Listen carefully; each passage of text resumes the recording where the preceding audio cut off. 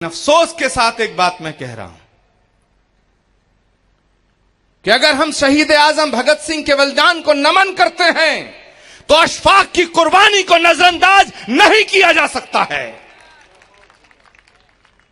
अगर मेजर आशाराम त्यागी की शहादत को नमन करते हैं तो वीर अब्दुल हमीद की कुर्बानी को नजरअंदाज नहीं किया जा सकता है।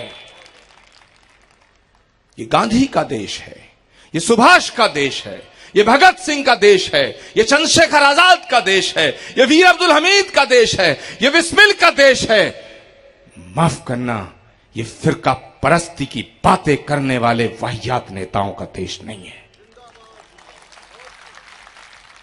लेकिन हो क्या रहा है, गोरखपुर से एक सिरफरा माफिया महात्मा कहता है कि यह देश केवल हिंदुओं का है। मैं आज इस मंच से कहना चाहता हूं कि यह देश जितना हिंदुओं का है उतना मुसलमानों का है। गंगा जितनी हिंदुओं की है उतनी मुसलमानों की है। जमुना जितनी हिंदुओं की है उतनी मुसलमानों की है। यह धरती जितना हिंदुओं की है उतनी मुसलमानों की है। क्योंकि हिंदुस्तान का मुसलमान बाई चांस इंडियन नहीं है, बाई चॉइस इंडियन है। उसे मौका था, वो पाकिस्तान जा सकता था लेकिन नहीं गया। लेकिन अफसोस इस बात का है कि देश कैसे कैसे हाथों में चला गया। बड़ी तमाशे वाली बातें हैं, हंसी भी आती है और दुख भी होता है। हजरत 2014 का लोकसभा चुनाव है, अभी बीता है। गांव गांव गली गली ढोल बजा बजा करके कहा जाता था हमारी सरकार बनने दो, हमें दिल्ली की गद्दी पे बैठने दो। मैं बात साफ साफ करने का आदी हो चुका हूं, इसलिए मेरी बात किसी को अगर कड़वी लगे तो माफी चाहता हूं, लेकिन मैं सच और हक की बात कहे बिना रह नहीं सकता हूं। कहा जाता था पूरे देश में, क्योंकि यह बात इसलिए करनी पड़ रही है कि नौबत क्यों आ रही है पैगाम मोहब्बत कॉन्फ्रेंस करने की। क्या जरूरत पड़ गई 1500 किलोमीटर से आकर के मुझे भिवंडी में अपनी बात रखने की? क्या जरूरत है मौलाना हजरत सैयद कलीम अशरफ साहब को यहां आकर के यह बात कहने की? जरूरत है, क्योंकि लोगों ने इस देश की सियासत को गंदा कर दिया है। लोकसभा के चुनावों में कहा जाता था हमारी सरकार बनने दो, इन मुसलमानों को पाकिस्तान भेज देंगे। मैं कहना चाहता हूं 2.5 साल से आपकी सरकार है, हिंदुस्तान का एक भी मुसलमान पाकिस्तान नहीं गया, और जो भेजने की बात करते थे वो खुद ही चले गए। बेशक बेशक, जिंदाबाद जिंदाबाद। और ऐसे नहीं गए, बिना बताए चले गए, बिना बताए छोड़ो बिना बुलाए चले गए। क्या तमाशा हो रहा है? सर्टिफिकेट मांगे जाते हैं देशभक्ति के, सबूत मांगा जा रहा है। और खास तौर से कहना चाहता हूं, इसे देश में नहीं पूरी दुनिया में एक माहौल बनाया जा रहा है, एक हवा चलाई जा रही है, एक कोशिश हो रही है। और कोशिश नहीं किबला, साजिश हो रही है। साजिश क्या हो रही है? साजिश यह हो रही है कि दुनिया का मुसलमान आतंकवादी हो गया है, दहशतगर्द हो गया है। मैं बड़े साफ दिल से अदब के साथ कहना चाहता हूं कि पैगंबर इस्लाम, रसूल पाक को मानने वाला, इस्लाम को मानने वाला मुसलमान कभी आतंकवादी नहीं हो सकता है। बेशक बेशक हक है। जहां तक मैं महसूस किया है, किसी प्यासे को पानी पिलाने का नाम इस्लाम है, किसी गरीब को गले से लगाने का नाम इस्लाम है, किसी अंधे को रास्ता दिखाने का नाम इस्लाम है, मोहब्बत का नाम इस्लाम है, खिदमत का नाम इस्लाम है, इबादत का नाम इस्लाम है। हाथ में AK-47 लेके बेगुनाहों का खून बहाने का नाम इस्लाम नहीं हो सकता। हक है, हक नहीं हो सकता है। और इस मुल्क की तारीख गवाह है, महात्मा गांधी की हत्या किसी मुसलमान ने नहीं की। मैं बड़ी जिम्मेदारी के साथ बात कर रहा हूं और साफ साफ कह रहा हूं, महात्मा गांधी की हत्या किसी मुसलमान ने नहीं की। इंदिरा गांधी की छाती को छलनी किसी मुसलमान ने नहीं किया। राजीव गांधी के टुकड़े किसी मुसलमान ने नहीं किए। पंजाब में बेअंत सिंह के कार के परखच्चे किसी मुसलमान ने नहीं उड़ाए। आसाम के अंदर हितेश्वर सैकिया के खानदान को किसी मुसलमान ने शहीद नहीं किया। तो फिर अगर उनकी हत्या करने वाले चंद सरफरे लोग दूसरी कम्युनिटी से थे, तो क्या हम पूरी कम्युनिटी को आतंकवादी कह सकते हैं? अगर उन्हें आतंकवादी नहीं कह सकते हैं, तो जो शक्ल और सूरत से, नाम से मुसलमान लगते हैं लेकिन ईमान से नहीं हैं, वो अगर ये हादसा करते हैं, तो पूरी मुसलमान कौम को आतंकवाद से जोड़ना ये कहां तक ठीक है? और मैं कहना चाहता हूं कि जो आतंकवादी है वो मुसलमान नहीं हो सकता है, और जो मुसलमान है वो आतंकवादी नहीं हो सकता। हक है। जिंदाबाद जिंदाबाद। क्या कहने से नहीं हो सकता है। लेकिन एक हवा चलाई जा रही है, हमें होशियार रहना है। सबूत मांगा जा रहा है, देशभक्ति का सबूत, वतन परस्ती का सबूत। मैं कहना चाहता हूं कि जो इस्लाम ये कहता है कि वतन से मोहब्बत तुम्हारे ईमान की अलामत है, वो वतन के खिलाफ आवाज उठाने की इजाजत कैसे दे सकता है? जो इस्लाम कहता है कि मां के कदमों में जन्नत होती है, वो मादरे वतन की तौहीन की इजाजत कैसे दे सकता है? बेशक बेशक। इसका मतलब है कि एक साजिश हो रही है, और साजिश ये हो रही है कि आपको बदनाम किया जाए। और जो लोग हिंदुस्तान की आजादी की जंग में अंग्रेजों की दलाली कर रहे थे, वो देशभक्ति का सर्टिफिकेट मांग रहे हैं। बेशक बेशक। हक है, हक है। मगर हजरत, मैं आपसे एक दरख्वास्त करना चाहता हूं, विनती करना चाहता हूं, प्रार्थना करना चाहता हूं कि अगर कोई ऐसा वाहियात नेता, सियासत करने वाला इंसान देशभक्ति का सबूत मांगता है, तो उसे सबूत देने की जरूरत नहीं है। इतना काफी है कि हम मुसलमान हैं। बेशक बेशक। मुसलमान होना ही वतन परस्त होने का सबूत है। ये बात बात पे जवाब देना, हर सवाल का जवाब देना मुनासिब नहीं होता है साहब। हमसे सबूत मांगते, चलो अब हम तुमसे सबूत मांगते हैं। और सबूत हम ये मांगते हैं कि 70 साल की आजादी आपने देखी, हमने देखी। पाकिस्तान जिंदाबाद के नारे हमने बॉर्डर पे सुने थे, कश्मीर की सीमा पे सुने थे। लेकिन आप जब से आए हैं, पाकिस्तान जिंदाबाद के नारे दिल्ली में लग रहे हैं। हम पूछना चाहते हैं, ये लग क्यों रहे हैं? जिम्मेदारी आपकी है।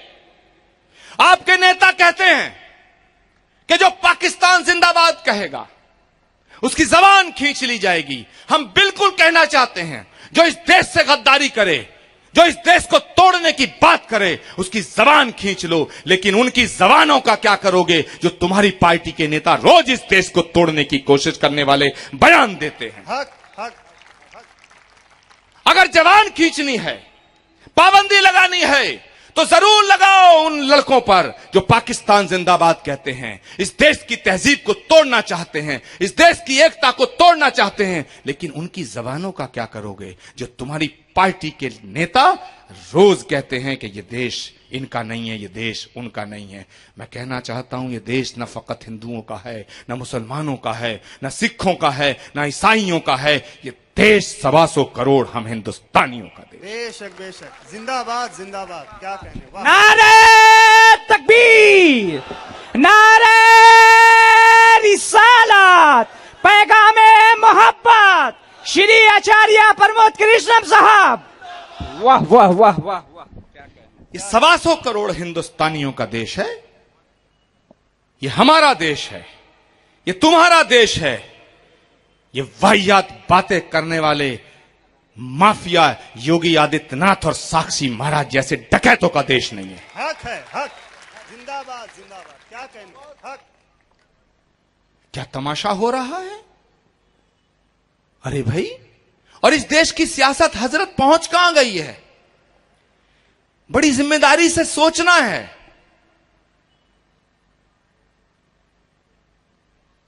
भारत के वजीर आजम ने कहा कि देशभक्ति का सर्टिफिकेट मांगो सबसे। दिल्ली का मुख्यमंत्री ने उनकी डिग्री मांग ली।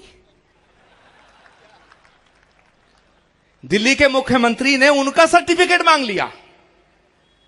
कभी सुना है देश के वजीर आजम की डिग्री दिखाने के लिए देश के 4-4 वजीर, अरुण जेटली और तमाम रविशंकर प्रसाद, वो कागज लेके बैठे, मीडिया से कहा कि देखो ये कंप्यूटर की डिग्री है। जब हमारे प्रधानमंत्री जी ने ग्रेजुएशन किया था, वो दिल्ली का मुख्यमंत्री कम थोड़ा ही है, उन्होंने कहा जब इन्होंने ग्रेजुएशन किया था कंप्यूटर था ही नहीं। इसका मतलब है डिग्री फर्जी है। बेशक बेशक। जो सबूत मांग रहे थे उनकी डिग्री फर्जी है, लेकिन पूरी पार्टी खड़ी हो गई। उन्होंने कहा यह दिल्ली का मुख्यमंत्री फर्जी है। अब मीडिया वाले पहुंचे कांग्रेस वालों के पास, वो कैसे चुप हो सकते थे।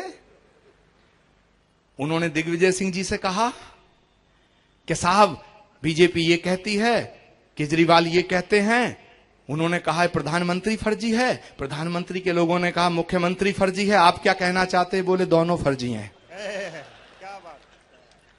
मीडिया वाले बड़े शायद थोड़ा सा चालाक तो होते ही हैं। वो फट से फिर पहुंच गए भाजपा वालों के पास में। उन्होंने कहा साहब तुमने ये कहा, उन्होंने ये कहा, उसके बाद दिग्विजय सिंह ने ये कहा है। उन्होंने कहा नहीं हम उनकी बात नहीं करते, वो 70 साल में शादी करते हैं। वो फिर दिग्विजय सिंह के पास पहुंचे, बोले साहब उन्होंने ये कहा, इन्होंने ये कहा, फिर उन्होंने तुम पे पर्सनल अटैक किया है। बोले मैं बीजेपी का नेता थोड़े ही जो बीवी छुपाता हूं।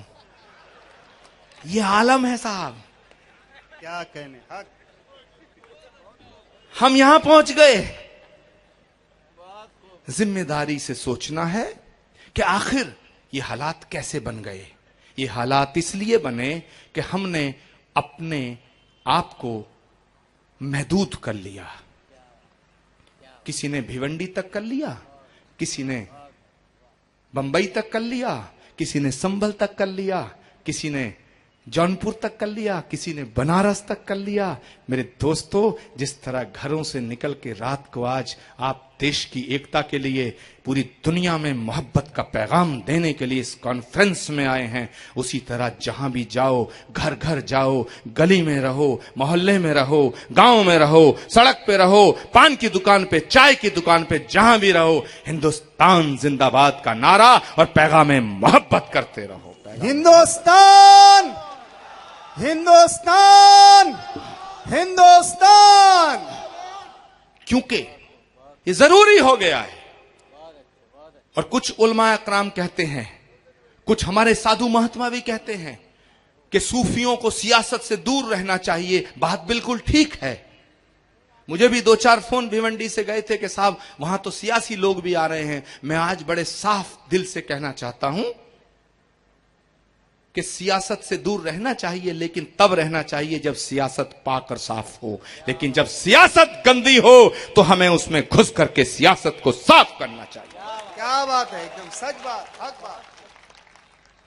चाय की दुकान पे सियासत, पान की दुकान पे सियासत, नाई की दुकान पे सियासत, होटल में सियासत, घर में सियासत, सड़क पे सियासत, आश्रम में सियासत, खानखा में सियासत, मदरसे में सियासत, मंदिर में सियासत, मस्जिद में सियासत। तो सियासत से जब कोई जगह खाली नहीं है और वो सियासत कर रहे हैं लोग, नफरत करने वाले जो सियासत कर रहे हैं, नफरत का जहर बोने वाले जो सियासत कर रहे हैं, वो डंके की चोट पे कर रहे हैं। और जो मोहब्बत की बात करना चाहते हैं वो घरों में दुबक के बैठे हैं। मेरे दोस्तों, सियासत होनी चाहिए, लेकिन देश को तोड़ने की नहीं, देश को जोड़ने की होनी। क्या बात है, हक होनी चाहिए। मैं आप सबको दावत देता हूं। आप डॉक्टर हैं, साइंटिस्ट हैं, इंजीनियर हैं, मजदूर हैं, किसान हैं, व्यापारी हैं, जो भी हैं, लेकिन इस देश की सियासत पे नजर रखना हमारा फर्ज भी बनता है, हमारा हक भी बनता है। बेशक बेशक बेशक। क्योंकि देश तो सियासत से चलेगा। वो जमाना गया जब कभी गांव में नेता आता था तो लोग उसे सुनने के लिए 10-10, 20-20 किलोमीटर से आते थे, अपने आप आते थे। लेकिन आज अगर कोई नेताजी गांव में आते हैं, मोहल्ले में आते हैं, तो आस पड़ोस के लोग कहते हैं यार जल्दी कब जाएगा, कब जाएगा, जाएगा कब, फालतू बोलता है। मैं आप सबका बड़ा एहसानमंद हूं कि आप इस शिद्दत के साथ, मोहब्बत के साथ, इस खुलूस के साथ इस कॉन्फ्रेंस में शामिल हुए हैं। आपकी इस तरह से हाजिरी सबूत है इस बात का कि आपके दिल में देशभक्ति की मशाल जल रही है। बेशक बेशक बेशक। आज यहां से तमाम हुकूमतों को, सूबे की हुकूमत को, मरकज की हुकूमत को एक पैगाम जाना चाहिए और उन फिरका परस्त ताकतों को पैगाम जाना चाहिए, मैसेज जाना चाहिए जो हमें बदनाम करना चाहते हैं। बदनाम उन्हें करना चाहते हैं जो मोहब्बत की बात करते हैं, उन्हें पैगाम जाना चाहिए। और पैगाम क्या जाना चाहिए? हमारा भी वतन है ये आपकी तरफ से पैगाम दिल्ली तक जाए कि हमारा भी वतन है ये, न यूं कम आंक कर देखो। हमारा भी वतन है ये, न यूं कम आंक कर देखो। जरा कड़वी दवाई है मगर तुम फांक कर देखो। जरा कड़वी दवाई है मगर तुम फांक कर देखो। हमें बदनाम करने से भला क्या फायदा होगा? मोहब्बत के खजाने हैं दिलों में झांक कर देखो। वाह वाह वाह, जिंदाबाद जिंदाबाद, क्या कहने, वाह वाह। मोहब्बत के खजाने हैं दिलों में झांक कर देखो। मैं कहना चाहता हूं मेरे दोस्तों कि कोई भी सूफी, संत, रसूल, महात्मा, पैगंबर, अवतार किसी एक कौम के लिए नहीं आता। वो पूरी कायनात के लिए आता है, पूरी वसुधा के लिए आता है, पूरी मानवता के लिए आता है, पूरी इंसानियत के लिए आता है।